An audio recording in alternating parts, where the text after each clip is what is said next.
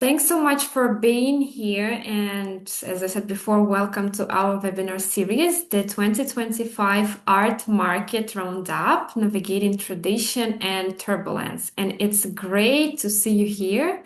And I'm Evelyn. I'm head of communication at Digital Original. And if you don't know who Digital Original is, so I'm going to tell you now. We are a software that helps digital artists, galleries, curators to create their own art storefronts, fully branded and ready to go.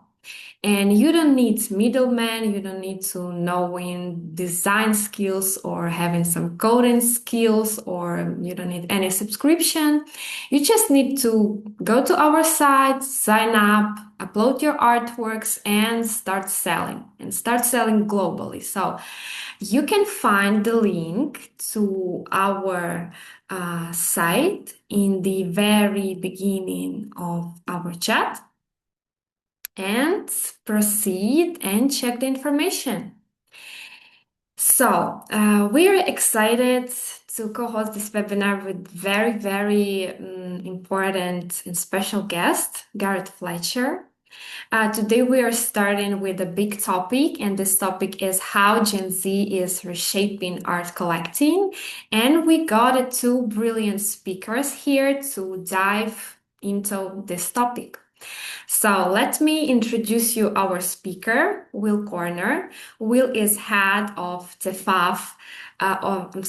Will is head of fairs at TEFAF, where he runs both the New York and Maastricht edition and working with over 300 galleries and institutions. He is also the founder of Chart, a nonprofit organization focused on protecting cultural heritage in conflict zones. Thank you, Will, for joining us today. And our host, Garrett Fletcher, he is Director of Art and Technology at Sotheby's Institute of Art, and he leads courses on art crime, blockchain, and logistics.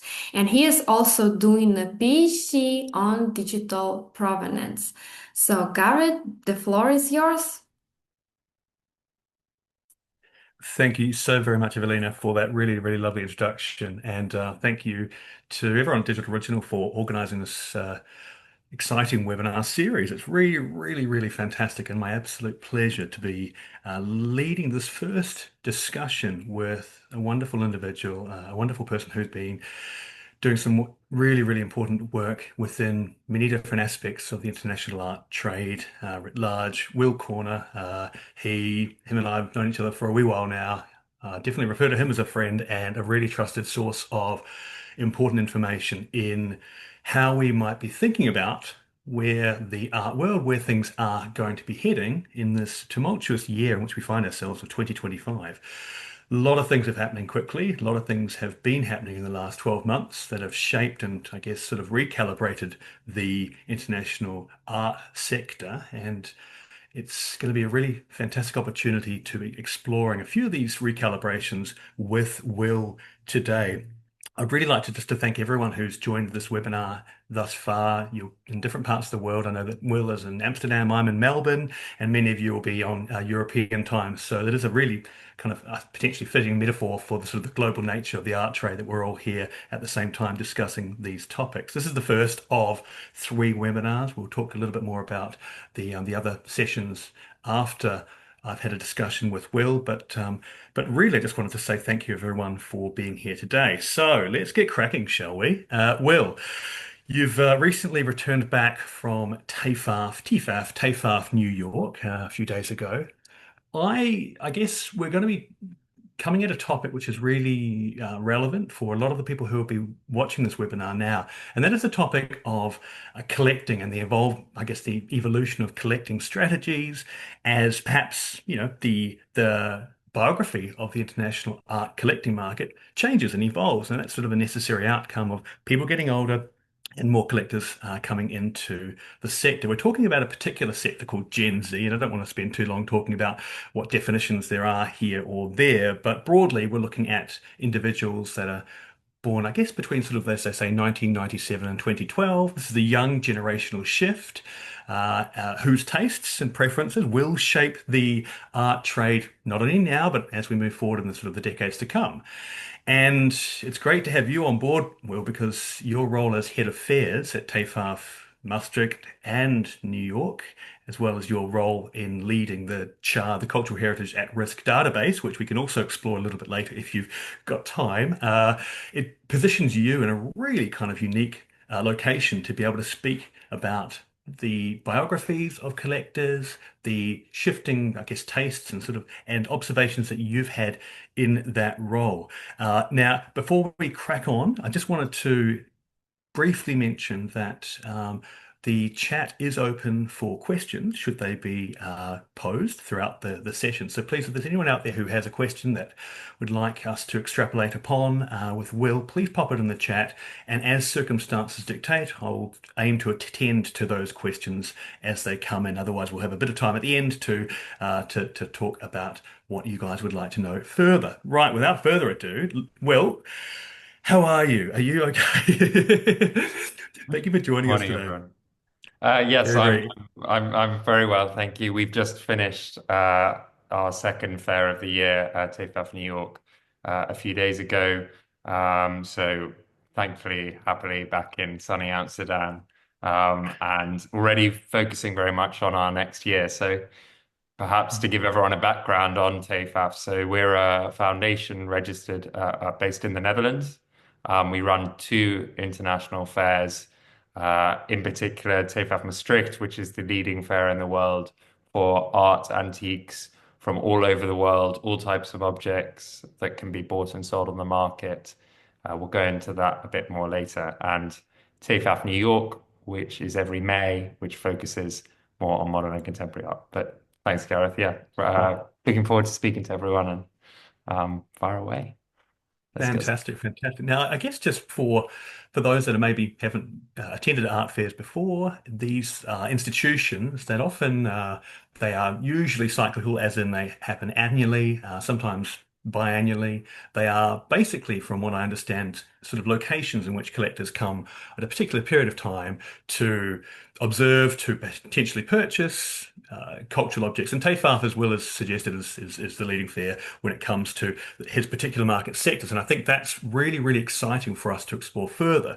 But I guess what I would like to just to get maybe from you, Will, initially, could you just give us a tiny bit of information about what an art fair, what it sort of looks like from the inside? For those of us maybe who haven't attended TEFAF before, what does it sort of feel like to be an attendee, to sort of to stroll around the different booths or the different locations within the fair and access the privileged sort of cultural experiences that an art fair like TEFAF can provide?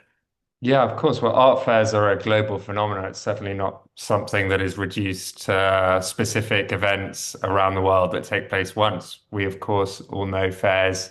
I mean, you can even extend it to basically markets where artists are presenting the stuff they have made. And as you sort of move up through the art market, you've ended up with a sort of consolidation of art fairs where the leading artists either present themselves or more often at the very top of the market in this area, galleries, representatives of the artists, or indeed what we call art dealers, sort of businesses that are selling art that they've either bought from artists in a secondary market or have bought on the open market. So this is where, for example, how do museums put together their collections? Well, quite often they buy from these dealers to buy an old antique French chair from the 18th century, or to potentially buy an Italian old master painting to add to their collection. And so an art fair is essentially a glorified marketplace for objects that have been made by artists at any point in time. And there are many fairs that specialize in modern and contemporary art. So modern art in general, 20th century art, and contemporary art, so more 21st century artists currently living, making art.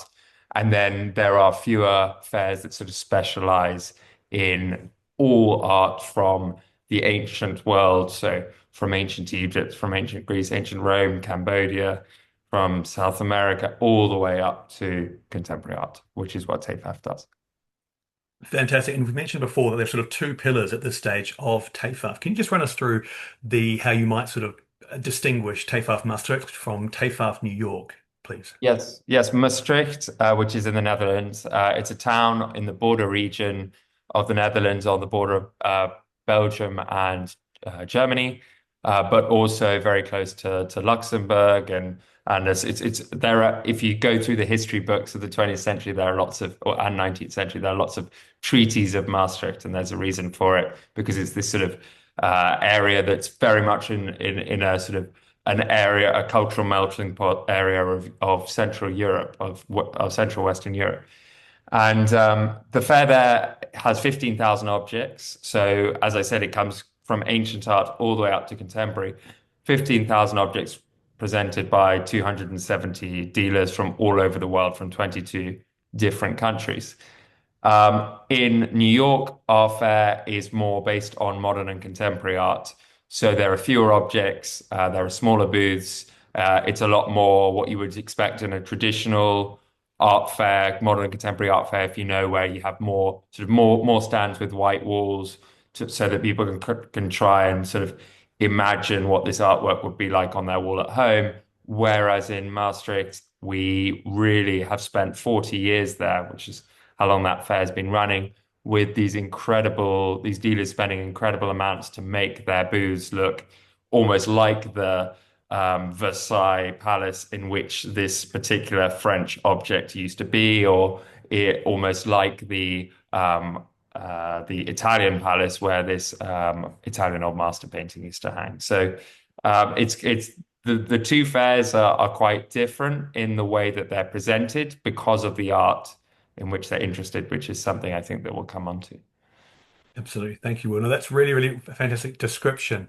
And you're absolutely right. I mean, the rarefied atmosphere of attending these fairs it's really sort of hard to crystallize until you're actually in the experience yourself. Now, I was going to ask you a little bit now about the types of individuals that art fairs are traditionally, well, maybe that's not the correct word, but tend to attract. In other words, the biographies of different types of collectors that, make the effort to make their way to Maastricht or to New York in order to go through the gates and experience those objects.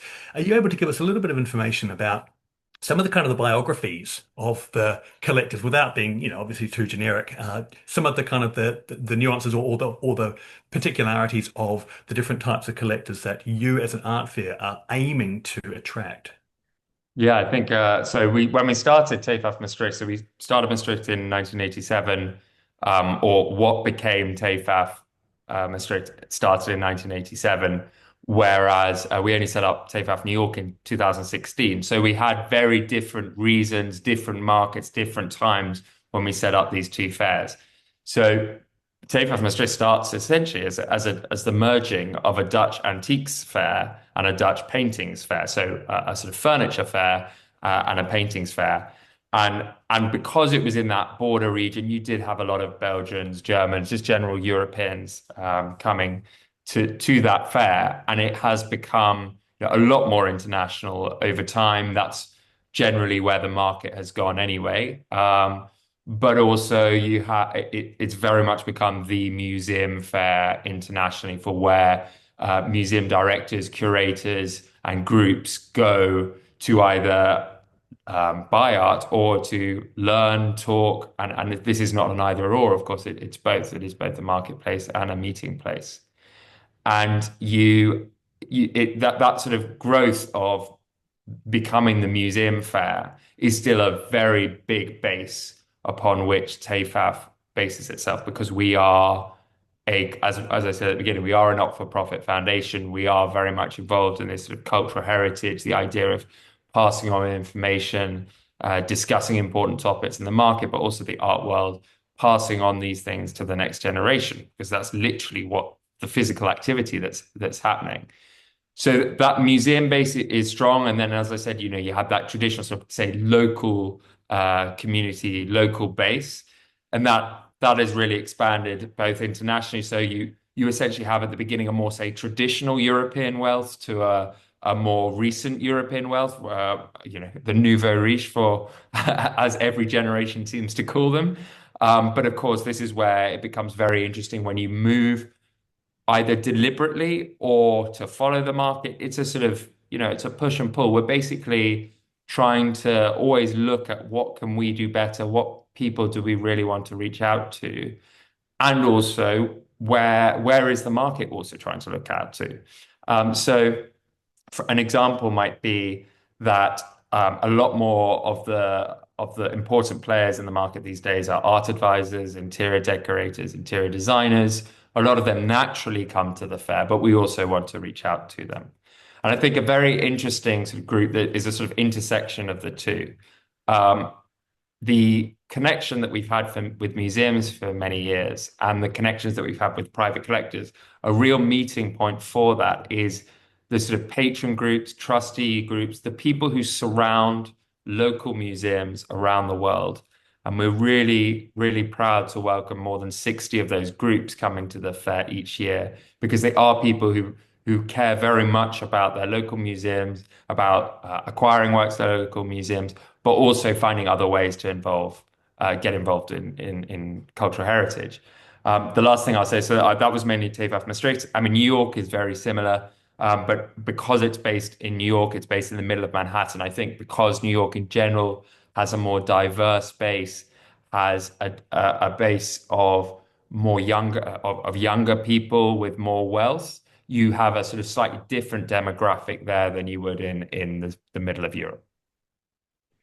Thank you so much, Will. That's really, really illuminating, and it's to my mind, it speaks to the really interesting you said sort of intersectionality or the interconnectedness of the different aspects of the art trade and the kind of the chronological evolution of some of those individuals, institutions, third-party advisors coming together and sort of synergizing in one place. And that's the sort of for want of a better sort of non-crass phrase, the idea of it's basically a location where commerce is made as I guess as seamless as possible, and that's one of the advantages of the art fair is getting everyone, all the people that you might know around the world in one place at one time and discussing the objects that are for sale. Now, you picked up on a point which I was really interested to hear a little bit more about, and that's I understand that TEFAF has always marketed itself as being very much museum quality objects, and that is very much the case when you experience the objects in real life in person. But I think what's, I guess, sort of interesting from a sort of a 21st century perspective is actually the sort of the biography or the definition of the museum seems to be evolving rather rapidly.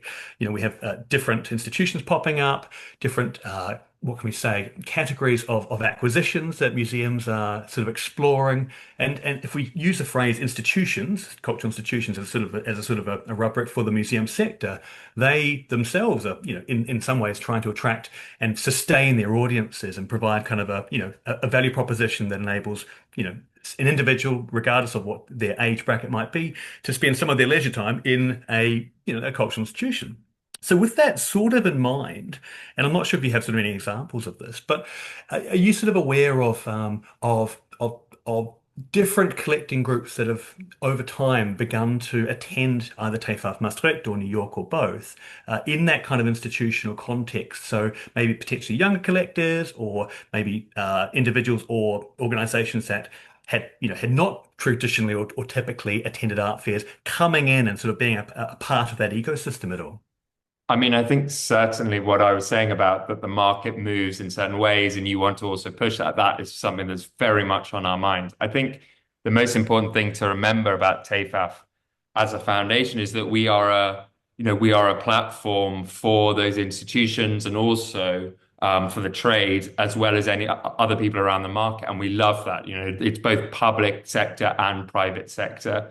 And I think we're also a platform for the art dealer community. So everything that we're doing is well, almost everything we're doing is to amplify what they're already doing. So I certainly wouldn't say, TEFAF is there to be, we will do social media. and you galleries just focus on selling your stuff. I think a lot of our participants, a lot of the dealers would love it if we would do that, but they have 365 days a year that they need to sell as well. So it kind of makes sense for them to also be reaching out to the next generation, which they are doing. So it's a combination of what can we do to amplify what they're doing? What can we do as a fair that maybe they can't do as a sum of all parts that we can say, right, well, with the big brand that we have built, we are able to publish a magazine and we are able to reach out to people who might not necessarily come to the fair if there was only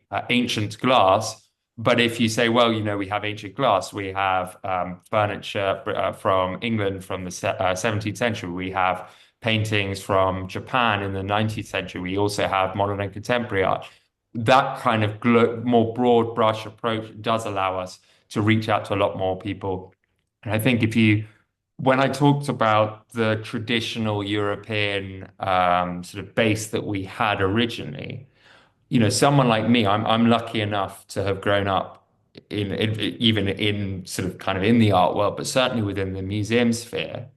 And I was dragged around museums, for want of a better word, as a kid, against my will, and then slowly grew to love these places. But I think certainly a shift we are seeing are people who never did have that, and either never had the opportunity to do that or didn't have the interest because they were much more interested in other areas of their life. And now, and especially I think now, maybe when they might have inherited some wealth, or more importantly, earn things, maybe even, they're renting their first apartment, their second apartment, and they want to put something on the wall, that you gradually have a sort of developing interest in art in that way. And we have to capture that. And it's an infinite number of people to get to that point. So, that's one of our challenges. And but it's an exciting one. And when you think of, right, we've got that traditional European base in 1987 to where we are now, to welcoming groups, for example, this year from, in particular, the Middle East and Latin America at both fairs, then you start to say, well, is this now just about buying and selling art to whomever's going to pay this price, or is it actually about engaging wider communities in art and heritage that not only are you're buying, but also actually learning. Absolutely. Now, this is really fascinating, Will. And one of the things that I wanted to pick up on is the notion of capturing this momentum. That the verb of capturing is quite interesting to think about. Sort of the different ways that you might go about that or articulate that. A very traditional way would be to say, well, getting on the socials and all that kind of thing. But I mean, as an institution or an organization, are you tasking yourself with thinking innovatively about how to really secure that next generation of collectors, well, the generations that are coming through now? And what sort of, if you are, what sort of strategies are you employing as an organization to, acknowledging, your 1987 heritage, but then maybe moving forward and potentially repositioning yourself in slightly different or atypical contexts. Have you sort of got any particular strategies that as an organization you're pursuing or you're hoping to pursue going forward that might really kind of, really get that capture and get that sustained new collector class coming through? Yeah, I mean, TEFAF is not for the gallery, for the art dealers who are presenting their art.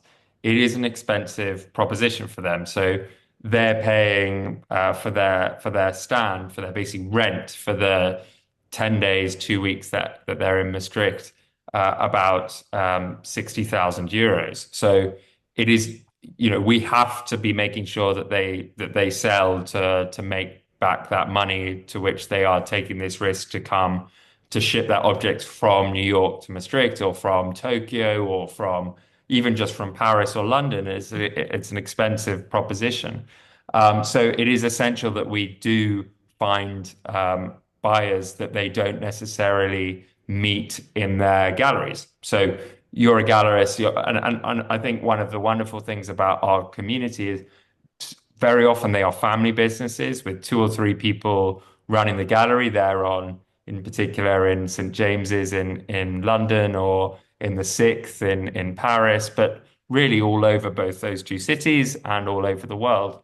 And there are some people that you have walking through the door who know your gallery, and there are many, many, many thousands of people who could be potentially buyers, if not more, spread around the world who could randomly come across your booth at one of our fairs, and that's really the selling point for us as a fair. Please come, please rent this space because you'll get to see an international community. And and a big part of this is, of course, the next generation of collectors, because they probably have a good collector base themselves to have been able to build themselves up to reach this point where they're able to be selected. There's a very strict selection procedure at TEFAF, and also to have the money to actually be able to exhibit. So for them, they probably have a good collector base themselves. We want to introduce them to new collectors. That's not necessarily restricted by age, but certainly for us, we want to be more engaging to that next generation of collectors. So we do that, for example, through our Emerging Collectors program, which we brought in a couple of years ago, which uses both a lower price point for those artworks that are for sale, so that they are more accessible to younger collectors, or sort of collectors who are earlier in their collecting stages.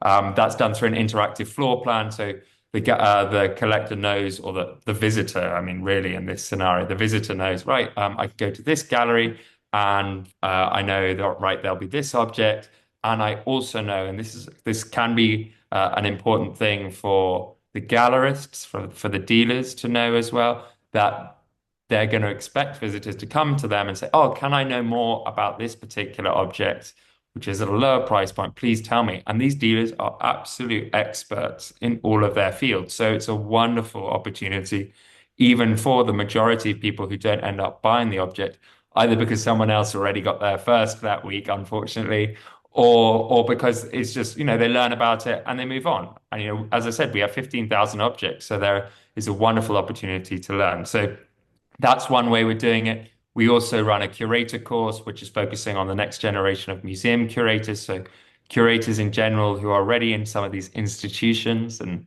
that term is, of course, could be as wide or as narrow as you like.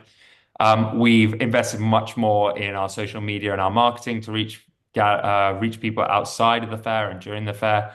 And I think another important aspect of this is sort of programming and the interactiveness at the fair. It's not necessarily digital, quite the opposite. Most of it is physical.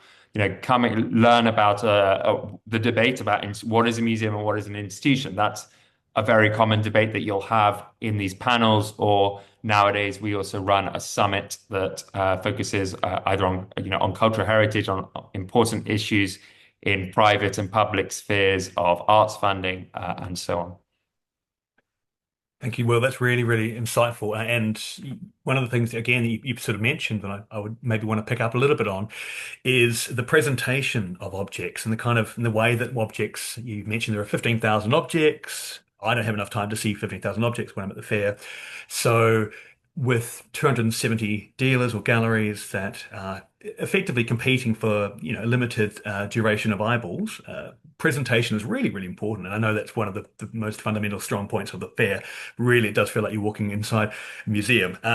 So my thoughts are, just if we're thinking about sort of sustaining a new, I guess, collecting biography or set of individuals, I'd like, if you are able to, can you provide us with any examples of circumstances in which the presentation of objects that you've come across, so the sort of the physical articulation or the curation of objects, has been, I guess, done something innovative or potentially, untried or unexpected to attract a sort of a new collector who has a certain amount of time but not particularly much and wants to engage with particular objects. So I'm thinking about presentation screens. I'm thinking about, you've mentioned the intersection of digital technologies within the fair, but also the physicality of the objects. Are there any examples of booths or of participants that you are able to suggest where the presentation has done something really innovative and has, as a result, achieved quite a lot of impact on the collectors or widespread marketing methods? I think, yeah, from a physical presentation point, I think the strongest and most, you know, for me personally, the most wonderful presentations are the combination of essentially old and new. The combination of here's an artist who has been inspired or rejects the art, the tradition from which they come as an artist in 2025, reacting to say a 17th century Dutch painting. So a very basic one would be a still life from 1640 in the Netherlands next to one done in 2025, which is completely different. Maybe they even use it as a base flowers, but they both have completely different ideas. But you can see the sort of way that an artist has approached this a similar topic, but in a completely different way. I think those from TEFAF Maastricht is one of our strongest points. You almost cannot do that at any other major art fair in the world.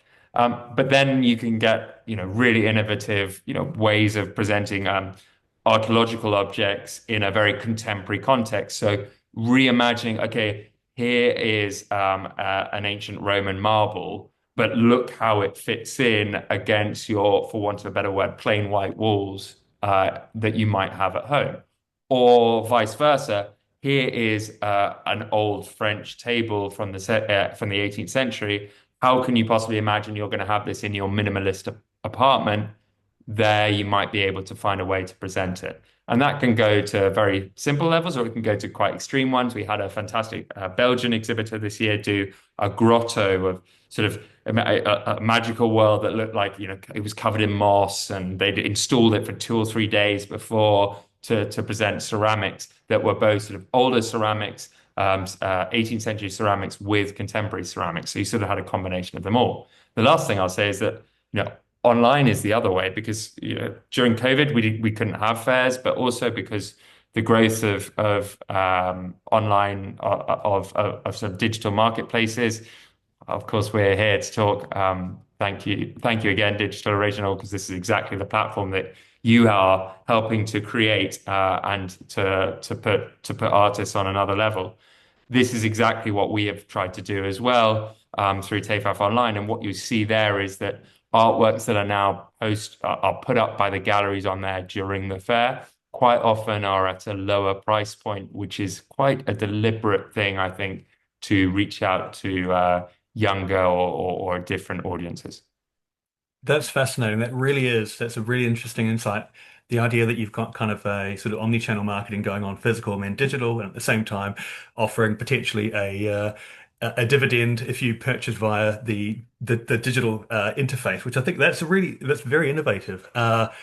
I guess my next sort of question really is looking at digital strategies. As you mentioned, it's very fantastic what we're on with this call with Digital Original, and when we walk around our lives, art fairs, wherever it might be, there's always usually a device, some kind of mobile device attached to us in some way or sundry. And I guess I would like to know a little bit about where your and how your digital strategy has evolved in the sort of the last decade or so. Just thinking about how, we are sort of we're talking about Gen Z, often, it's referred to sort of digital natives.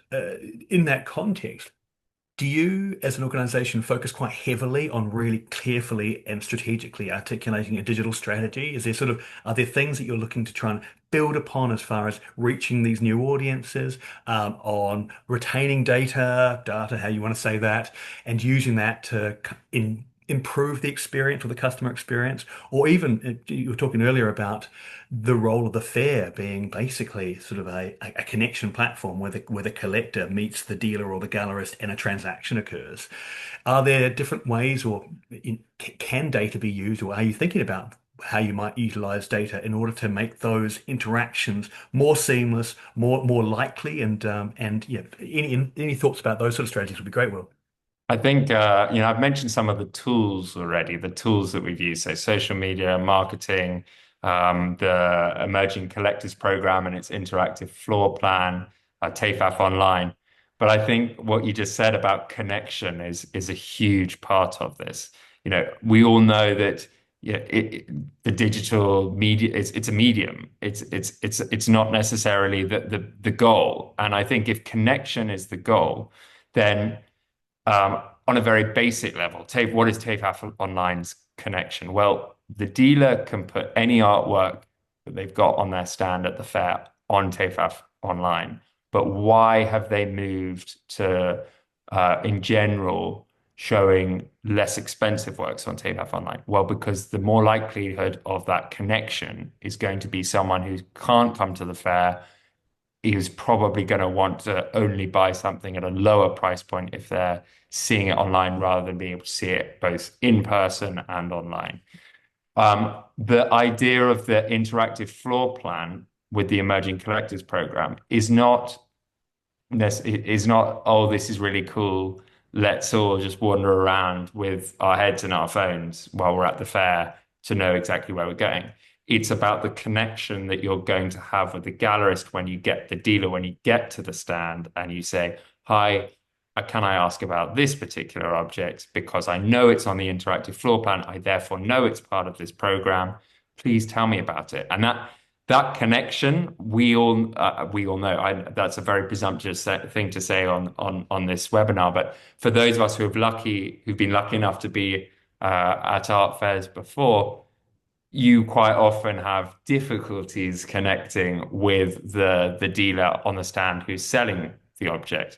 That is quite often an age difference because not only between it's a sort of power dynamic as well.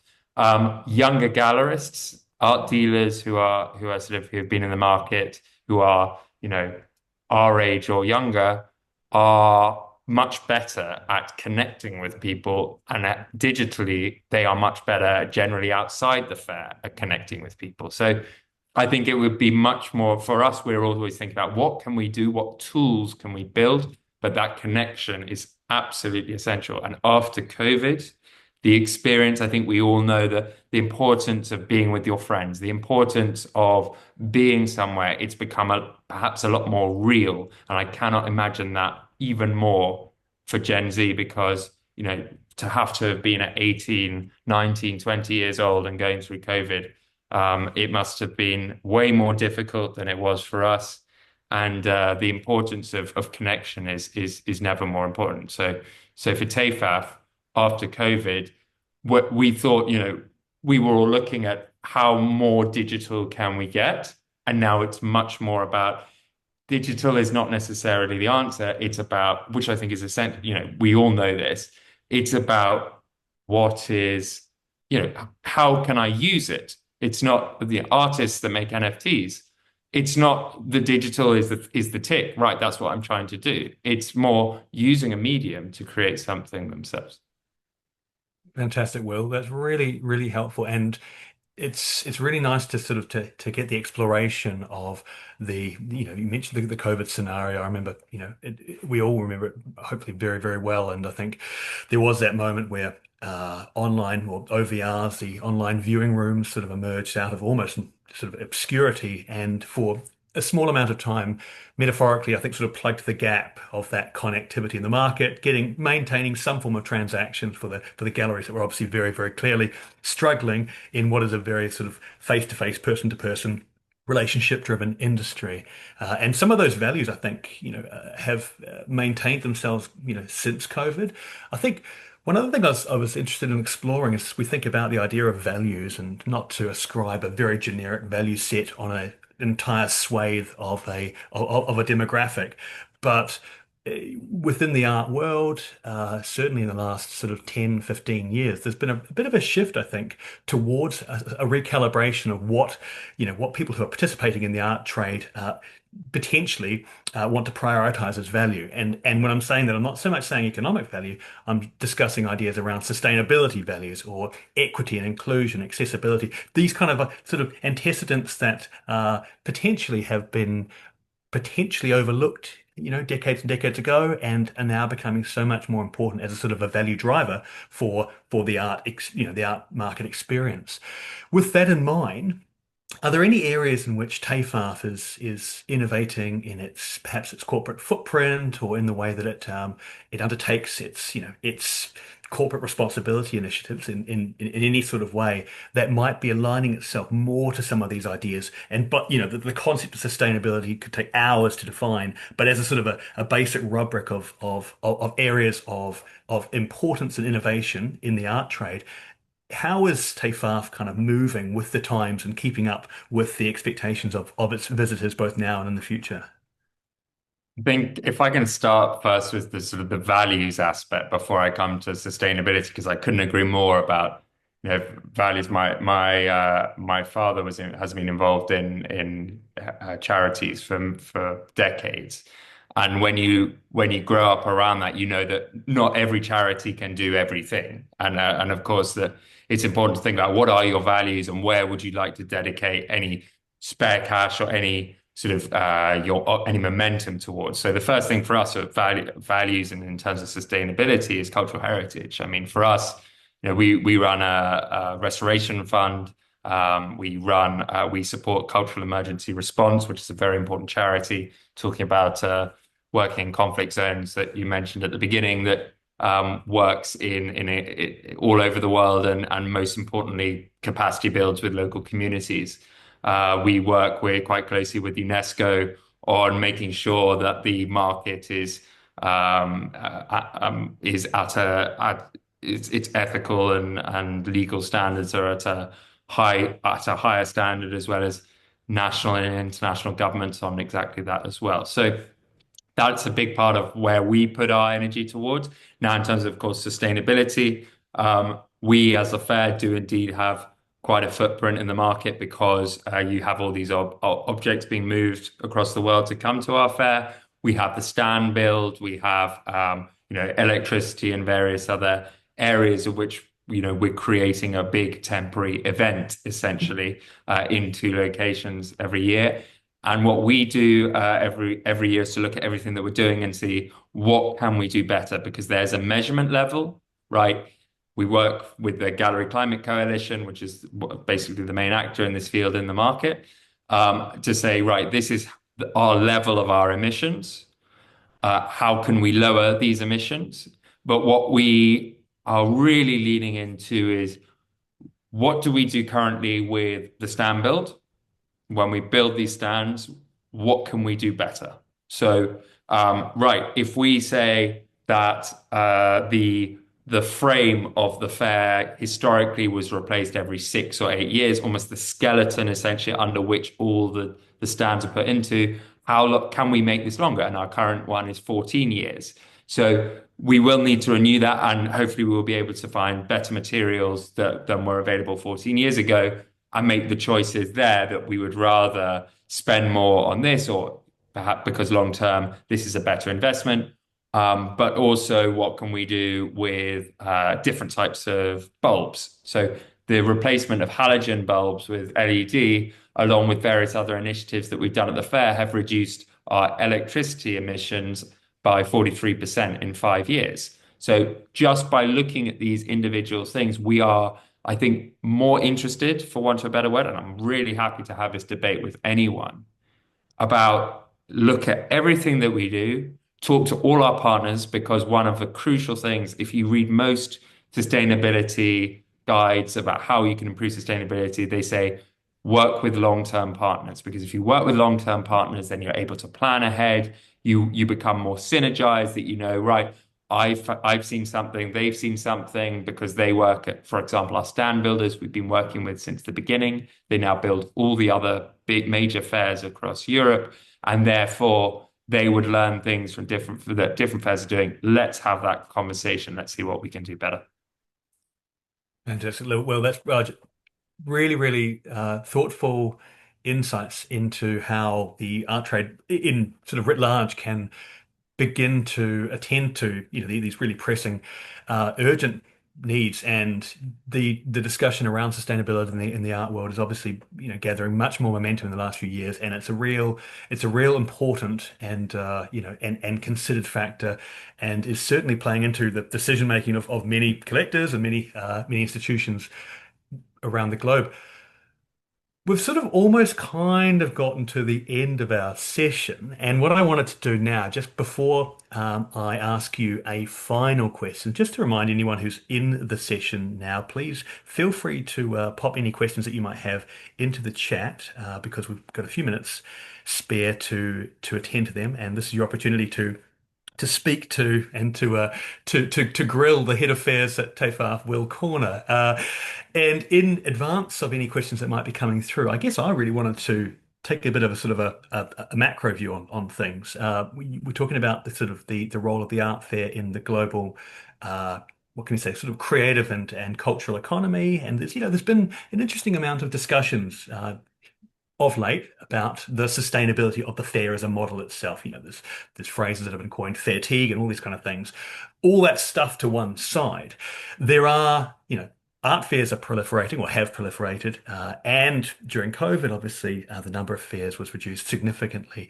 As of yesterday, I think it became reasonably public that a very large competing art fair has just put its flag in Qatar, which is interesting to think about what that means as far as where fairs are going and the different, I guess, the different geographies, the different markets that are looking to be attracted to this global cultural ecosystem and infrastructure. So my question to you, Will, is with your experience and you've been attending art fairs in various guises for a long time. I know that for a fact.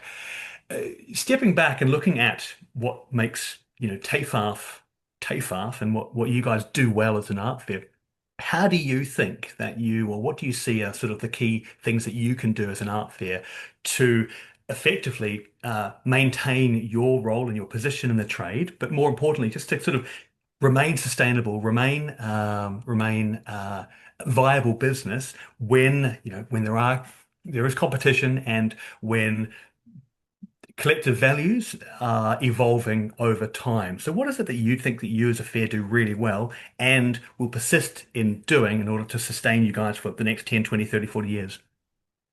Well, I think that we've been going for 40 years, so you always have to think about where are we going, what have we done successfully, and what can we do better? And unfortunately, that last one is really the answer. What can we do better? It's literally what I ask every single year, and all of us sit down as the 22 of us who work for TAFAB to try and work out exactly, right, what are we doing? Why are we doing it? How can we do it better?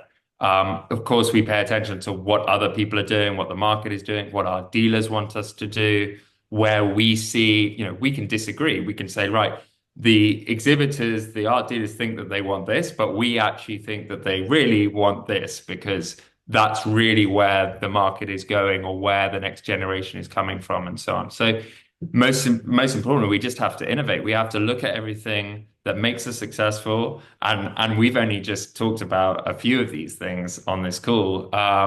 But I think the importance of the experience is a huge thing that COVID has taught all art fairs.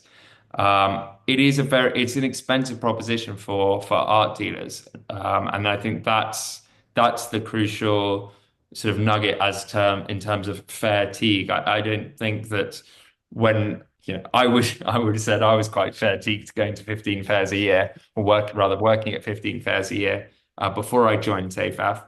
But I don't think that the real reason why art fairs have not necessarily have sort of consolidated after COVID is not necessarily fatigue. It's just more economic reasons.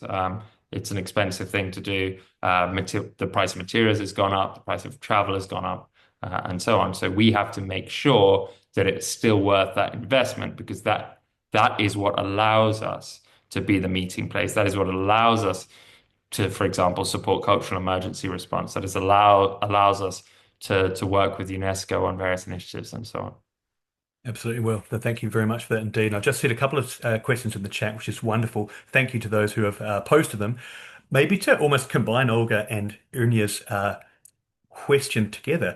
Olga's asking, what's the best or the biggest difference you've seen between the preferences between Gen Z and millennials? And the second question is, based on your experience, how would you describe the typical profile of an emerging art collector from a younger generation? So kind of with those two questions there, are you able to kind of give us a little bit of an insight into how you might differentiate and I guess characterize those types of collectors?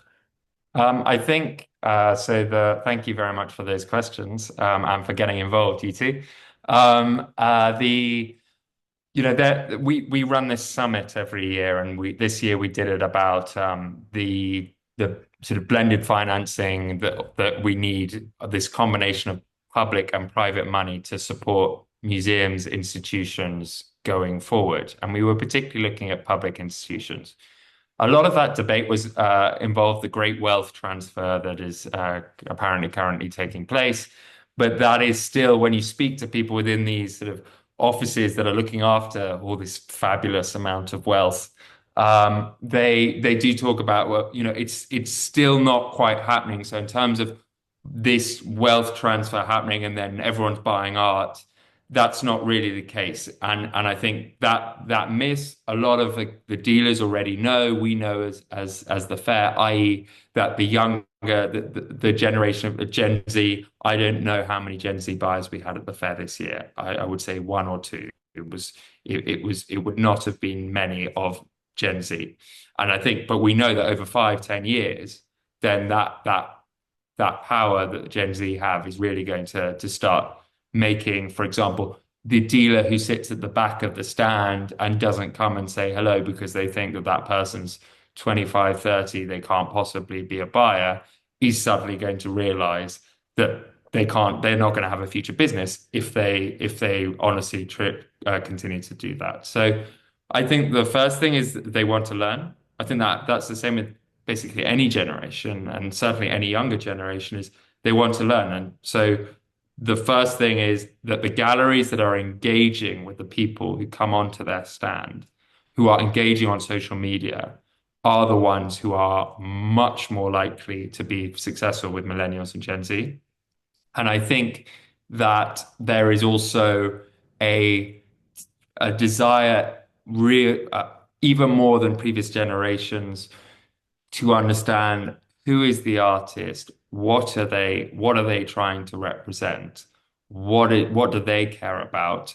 I don't want you to just say, oh, look, it's this, and one line, off we go. It's much more, I want to understand where the artist is coming from. And I think that is a very welcome thing for us at TEFAF, because to be honest, some of our competitors, including ones who have opened, who are planning to open fairs in the Middle East, are either they are less interested in having that dialogue, that engagement, that debate on specific artworks, learning from a dealer who really does know everything about this particular artwork and or this particular artist, that connection we talked about earlier, or those who just say, oh yeah, it's this, it costs this, or even the flip side. And I think this is very important to remember with abstract art.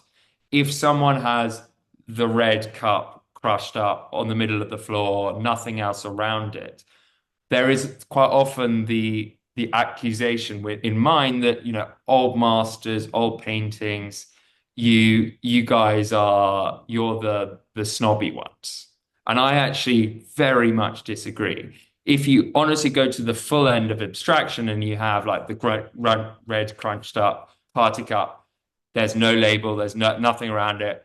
You have to go to someone and say, oh, can you explain it to me? And they're like, you don't know this artist, or you don't know that it represents our 21st century society and how it's crushed up. To me, that is not TEFAF. We are not there for those kind of artworks. We're there for ones where the collector, the Gen Z visitor wants to understand what it represents, and ideally, for our dealers, buy it. Absolutely. Thank you, Will. This is brilliant. I've got one final, not sticky question, but I'd love to get your views on this. And it's maybe less perhaps about TAFE, but more about the role of sort of legacy institutions within the art trade. And I'm thinking specifically of auction houses at this stage. Obviously, participants who work at auction houses frequent art fairs across all different collecting categories. But it has been leveled that auction houses, especially the large ones, Sotheby's, Christie's, Phillips, Bottoms, in sort of the Eurocentric zones, very much their business models have shifted very recently, and some have suggested that actually some of those larger organizations are perhaps more technology companies now rather than traditional auction houses. And they obviously their acquisition of different forms of digital platforms and businesses and startups, etc., has really sort of positioned them as arbitrators of value, but in a kind of a very much sort of a digital or technologically driven capacity. And my question, I guess, to you, or just if you have any thoughts on this, is the way that auction houses have shifted and kind of and should we, were we to assume that they have at least some form of perspective on where they see the art trade is going. And of course they are very much catalysts for making the art trade, often sort of dictating where the art trade tends to go just by the very nature of their histories and their clout and their market presence. Do you see the idea that legacy institutions or traditional organizations becoming more and more kind of data hungry and data ready and data kind of almost data saturated in some way? Do you see that as something which is inevitable if you in any way agree with what I'm saying? Or do you think that that's something that's happened at the moment, but collectors will always be wanting to go back to the physical experience and technology can help perhaps augment that experience, but it will never fully replace that interaction? Well, I think digital, if I go back to the idea of going digital, it's another tool that you use as opposed to the goal. We are similar to auction houses in that, you could even perhaps say up until COVID, we were event organizers. Similar, TEFAF was an event organizer, similar to an auction house. An auction house puts together an auction and it has some people selling stuff and it has some buyers. And both over time have really developed into essentially a brand. TAFAF, our marketing team is the same size, our marketing and press team is the same size as our operations team, if not bigger now. Why? Because we have to, if we have to thrive, we have to use the different tools that we have to really think about, right, you can't just buy, have a seller and a buyer and tick off you go, that'll sustain your business model. You can. A lot of small auction houses do run that way, but they are much more, I think, local in their approach and their budget than certainly the major auction houses are that you've mentioned, and somewhere in the middle of probably where we are. And I think we have to think about what strategies we use to engage with people, to make them hear about TAFAF and want to visit the fair. I think that's slightly different from us, from the auction houses. It's so much more about the experience for us. And I think there's another question that you aren't really asking, but I totally a lot of people where Gareth and I would be talking to at sort of similar events would ask us is, what's the difference between the auction houses and the art dealers? How can they compete? Because really, the auction houses, especially since COVID, have really been taking over so much of the market, or their share of the market seems to have been growing compared to the dealers. And what I say to the dealers and what I say to our community and what I say to our listeners here is, the dealer it should be and was the expert who was with you essentially all through your journey of collecting and or wanting to support cultural institutions, wanting to support other charities. The dealer was the one who accompanied you, whereas the auction house was the place where you did a transaction. And to me, the future of the art dealer trade, and it really the future of people representing artists as well, is to think about how are you their companion? How are you their representative, both for your artist, but also for their buyers or for the institutions that want to work with them. So I think that's a really important message for that community which we represent.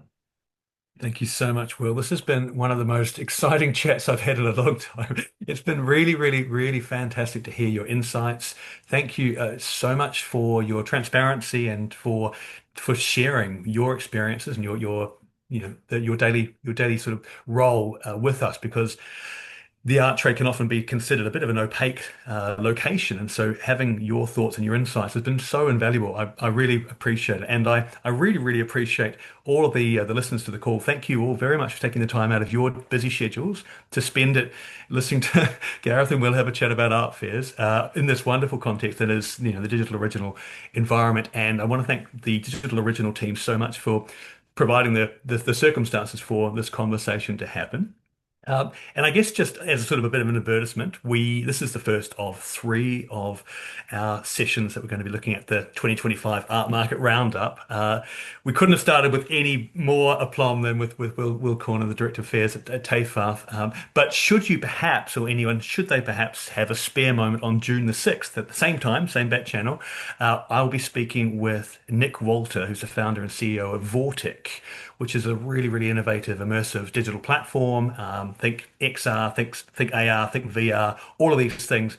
Look up what they're doing, and we're going to be speaking about basically continuing this conversation about the proposition of the digital within this year in the art trade. So, who's going to be driving the next big moves within digital art, and what does he think that might look like? And then on June 11th, so a week after that, at 9:30 a.m., so just half an hour later, I'll be fantastically joined by Tova Ossad, who's the founder of Ossad Art Management, and she will be giving us her perspectives on 2025 in the art market. So just thinking macro, think global, think politics, think all these wonderful things. How do supply chains build a form of resilience when the unpredictability of our global scenario is becoming the new norm. So what can people who are working in the industry think about or do to prepare themselves for any potential impacts of geopolitical influence and market fluctuation? So these are the final two sessions of this